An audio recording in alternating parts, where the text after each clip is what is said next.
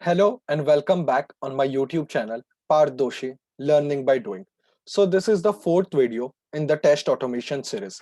Now in this video, we are going to learn very important and helpful things related to test automation in UiPath. So till now we have seen how to generate test data, what is data driven test case, what is a normal test case. Also, we have seen how can we create a test case from a workflow and do the vice versa. So now in this video, we are going to cover a lot of important topics related to test automation. So I will suggest you to watch the video till the end so you get the understanding of each and every concept that we are going to cover in this video. So what are we going to do in this video is we are going to create a workflow that is not only going to be a simple workflow that we have seen in the previous video where we have only input dialog and message box, but we are going to create an actual workflow which will be like related to scraping the data from a website.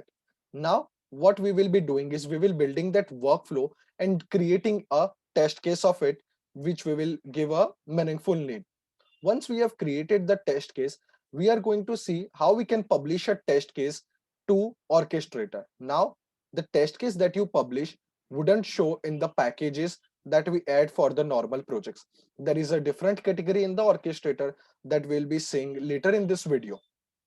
So once we have published it in the Orchestrator, we are going to execute it. Now, there can be two outcomes that our test case will be successful or it will be failed, or we can say either it will be passed or it will be failed. So what we are going to do is in both the cases, we are going to take the screenshot, and along with that in the Orchestrator, we are going to also save that what was the expected result and what output did we get. So we are going to cover, this complete building a workflow, converting it to a test case, seeing how to publish it to the Orchestrator because we have to publish it under a different category and not into packages. So we are going to see all this in this video. So do watch till the end and let's get started. Okay, so first let me show you the website that we are going to use for web scraping. So this is the website I built myself just for this video, right? So let me show you the website. So the URL is this, and even you can use it. It is public. So, for learning purpose, I developed this website. So while watching this video, even you can implement it and just use the same website as what I am using. Now, if you see over here, this is the status not available. So what we are going to do is we are going to build a workflow which is going to scrape basically this status and is going to give it as an output. Now, if it is not available, now our expected result is going to be available. So if we get the script data is not available, that means our test case has failed. And if we get it as available, that means our test case has passed. So we are going to build this complete workflow and you can use this. So if you click on YouTube, you will get redirected to my channel, LinkedIn, my LinkedIn profile, and Twitter, my Twitter, and you can contact me as well, right? So let's start just simply building the workflow, right? So learning test automation, you can see is my workflow name. And this is a normal workflow like how we create a main XML file. First of all, I have used an open browser activity, right? And then I have maximized the window. Then I'm using a get status activity, right? Edit selector and let me show. So we are capturing this complete field, right?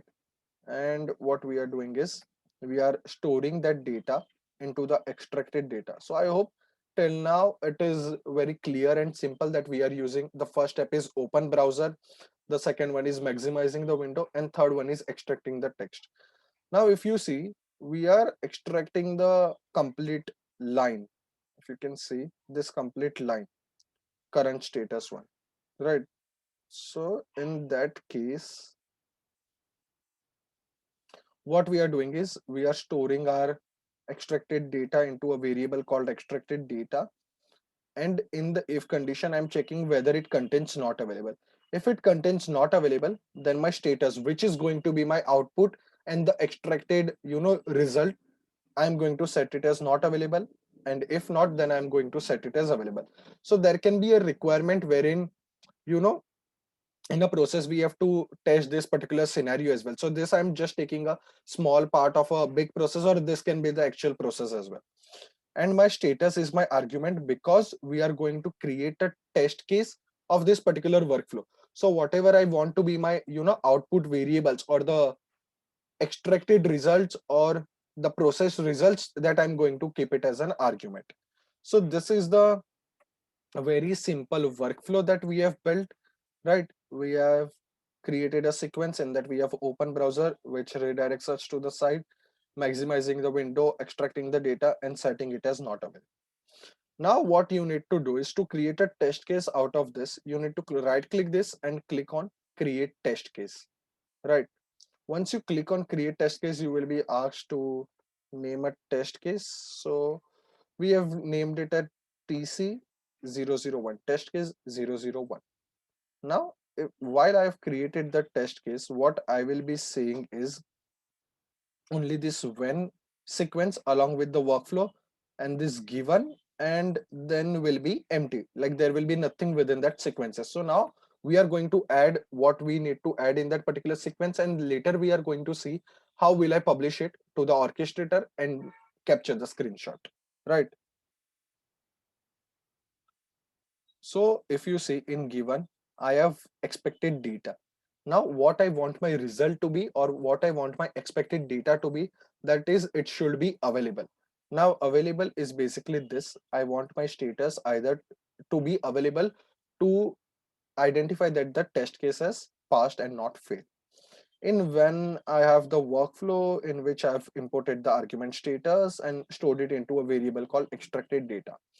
In then what I'm doing, so in my previous video at the start of this series, we had seen there are verification activities, which are verify control attribute, verify expression, and verify expression with operator. So I'm using here with operator, wherein I'm comparing the extracted data with the expected data. If both are equal, then my verification is passed. If not, then my verification is failed, right? So I get the output something like this. When it is passed, I get it as verification passed. The expression expected data with value available was equal to the expression. So this all we are going to save in the orchestrator. Right. So I hope till now it is clear, and it was not like very much, I was not very much rushing in explaining the concepts. If you have any doubt, you can put them in comment sections, right? So now we have created our workflow. We have successfully created it to our test case. And also we have written what is our expected output and what is the output that we are getting, and we have compared them. Now, how can you take the screenshot whether it has passed or failed? Right. So when you click on this verification expression with operator, you see two option over here. Take screenshot if failed, just set it to true. Take screenshot if succeeded, just set it to true, right? So you need to simply do this and your task is done. Okay, this got makes you put it to 100. So let me just show again. Okay, so let's do a quick recap of what we have done till now before moving to the orchestrator part. So we have seen that we have one website wherein we need to get the status. Now if the status, if we get the extracted data is not available, then we are going to set our status as not available. If not, then we will set it as available, because there is only going to be two values at that particular fields, right? So let me save this. Now how you need to publish this, also we have seen how we can take the screenshots. Now to publish this, what you need to do is you need to right click on your test case, which is TC001, and you need to click on, let me show over here, you need to click on set as publishable, right? So if you see, if I click on ignore from publish, it will just become in gray color. But if I click on set as publishable, because I wanted to publish it to the orchestrator, and I'm going to save it. Now after that, our task is simple. We just need to click on publish, no errors, next, next, and it is published. Right. So once it is done, we'll move ahead to the orchestrator and see the orchestrator part. So we have seen this is the website. Let me just go to the orchestrator. Right. And in orchestrator, there is one thing that we need to make sure that our test cases can only be executed when our robot is of testing type and non not unattended or anything as such. So when you go to robot in your default folder, you can see the type over here. There are multiple types. You see attended, RPA, developer, pro, citizen, developer attended, user, and I'm going to select testing. So once you have done the testing, you need to go in this testing category. You need to go to test cases. Now you see we have just published it. If I refresh, last modified. Now, like how we have normally in our packages that we have to select and update it, here it does not require that. It automatically updates our test case to the latest package that we publish, right? Now you will be seeing there are multiple options over here: test sets, test execution, test schedules, and test data queues. But this all we'll see later when we understand and learn more about test cases. So now what I'm going to do is I'm going to execute my test case. Okay, so you need to simply click on run button, and now if we see, it is not available, right? So what is the outcome of our test case? Should be, it should be failed. So let me just click on execute. Now select environment, UiPath apps. I have selected allocate dynamically, right? And I'm going to click on execute. So once I click on that, we'll be seeing it executing. Now, if you see, it started less than 5 seconds ago. Job started processing. So our website should open. Yep. Uh, and now it should do the processing. So you see the process is completed and the web page is open. Now, if I go to the orchestrator, you see test executions and it is failed. Now, let me click on now. Why it is failed? Because the status was not available, so the result is set to failed, and I don't think we'll be able to see. Yeah, okay. Now when you go to view assertions, right? Verification failed. Now you see we have the screenshot which is set to not available. Okay, the screenshot came of the complete recording. I'm doing that as well. Verification failed. The expression extracted data with value not available was not equal to the expected data. So you see we have successfully created a complete test case in which we are capturing the screenshot as well when it is failed. Now what I'm going to do is I'm going to you know simply edit this particular website.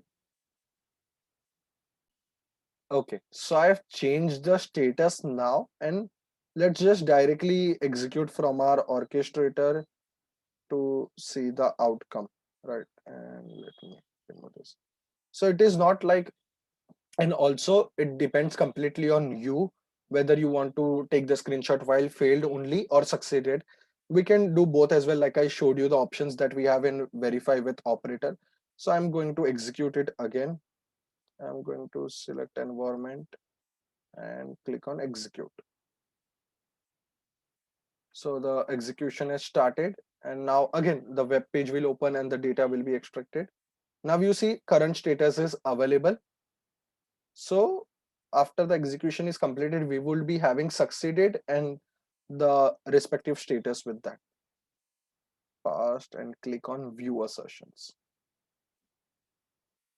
So if you see current status is available, verification passed, the expression extracted data with value available was equal to the expression expected data with available.